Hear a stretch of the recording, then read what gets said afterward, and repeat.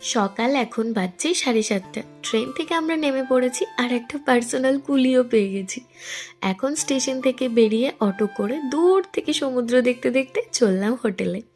আগে থেকেই room book করা ছিল, তাই বেশি টাইম লাগেনি রুমে আসতে। এরপর একটু ফ্রেশ হয়ে মাসি বানাচ্ছিল সবার জন্য চা আর আমার জন্য ব্ল্যাক কফি। তারপর আমরা ওখান থেকে বেরিয়ে ব্রেকফাস্ট করে নিয়েছিলাম। দিদা খাচ্ছিল ধোসা আর আমরা এদিকে ম্যাগি খাচ্ছিলাম, বানিয়েছিল দারুণ। খাওয়া দাওয়া সেরে চলে এসেছিলাম সমুদ্রের ধারে দিদার হাত ধরে। এসে দিদা আগে বালিতে লিখেছিল জয় জগন্নাথ, তারপর প্রণাম করে নিল। এটার কারণটা আর জিজ্ঞেস করা হয়নি, আর আগেও আমি দেখিনি। তোমরা কি কেউ বলতে পারবে এটার কারণটা? তাহলে জানিও। তারপর আমি, পুটু, মাসি সবাই মিলে বালি দিয়ে ঘর বানাচ্ছিলাম। তারপর তো জলে নেমে খুব মজা করেছি সবাই মিলে। এর মধ্যে মা নিয়ে চলে এসেছিল সিদ্ধ ছোলা মাখা, একদম ঝালঝাল করে বানানো। অনেকক্ষণ জলে নাচানাচি করার পর হোটেল রুমে এসে স্নান করে চলে এসেছিলাম লাঞ্চ করতে। হোটেলের নিচেই ছিল রেস্টুরেন্ট।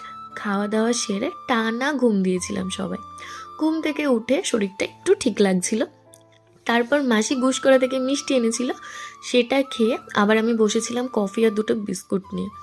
তারপর সন্ধ্যাবেলায় রেডি হয়ে সবাই বেরিয়ে পড়েছি। আর সবাই তো যে যার মতন একটা করে দোকানে ঢুকে পড়েছে কেনাকাটি করার জন্য। আর আমার সব সময়ের সঙ্গী ছিল আমার পুটু, ওর সাথেই এদিক ওদিক ঘুরছিলাম। তারপর খেয়েছিলাম ঘুগনি চাট, আর তারপর টেস্ট করছিলাম গজা, কোনটা কিনবো সেই সবের জন্যই।